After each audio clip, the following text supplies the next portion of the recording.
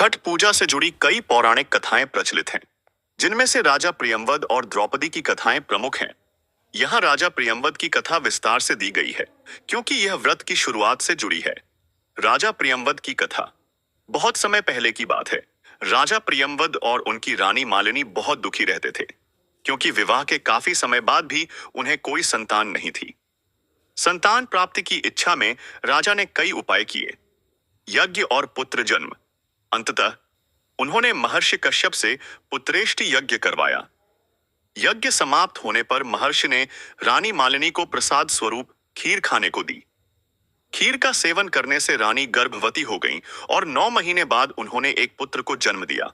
शोक और देवी का प्रकट होना। लेकिन दुर्भाग्य से वह पुत्र मृत पैदा हुआ। राजा प्रियंवद को गहरा आघात लगा और वह पुत्र वियोग में इतना दुखी हुए कि उन्होंने उसी समय अपने प्राण त्यागने का निश्चय कर लिया। जैसे ही वह आत्मघात करने वाले थे, उसी क्षण एक सुंदर देवी वहां प्रकट हुई। षष्ठी देवी का परिचय। राजा ने देवी से पूछा कि आप कौन हैं? देवी ने बताया, मैं ब्रह्मा की मानस पुत्री देवसेना हूं और सृष्टि की मूल प्रवृत्ति के छठे अंश से उत्पन्न होने के कारण मेरा नाम षष्ठी है। मैं संतानों को दीर्घायु प्रदान करने वाली हूं। व्रत का विधान।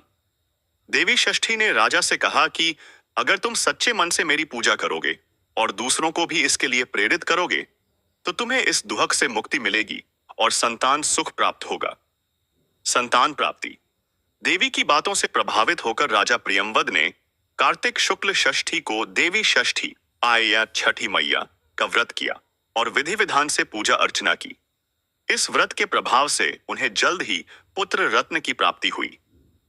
माना जाता है कि तभी से षष्ठी देवी यानी छठी मैया की पूजा होती चली आ रही है और यह व्रत संतान सुख, संतान की दीर्घायु तथा परिवार की सुख समृद्धि के लिए रखा जाता है। अन्य प्रचलित कथाएं।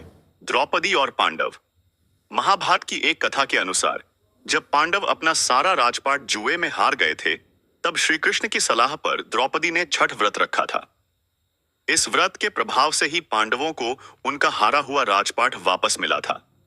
कर्ण और सूर्यदेव। यह भी माना जाता है कि सूर्यपुत्र कर्ण प्रतिदिन घंटों पानी में खड़ीदादे होकर सूर्यदेव को अर्घ्य देते थे और सूर्य की कृपा से ही वह एक महान योद्धा बने। राम और सीता। कुछ मान्यताओं के अनुसार लंका विजय के बाद राम राज्य की स्थापना से पूर्व भगवान राम और माता सीता ने कार्तिक शुक्ल षष्ठी के दिन मुंगेर के सीताचरण मंदिर के पास सूर्यदेव की पूजा की थी और छठ पर्व मनाया था। ऐसे ही कहानी और उसके पीछे के रक्षा के बारे में जानने के लिए मेरे चैनल को subscribe and videos like and share करें। धन्यवाद।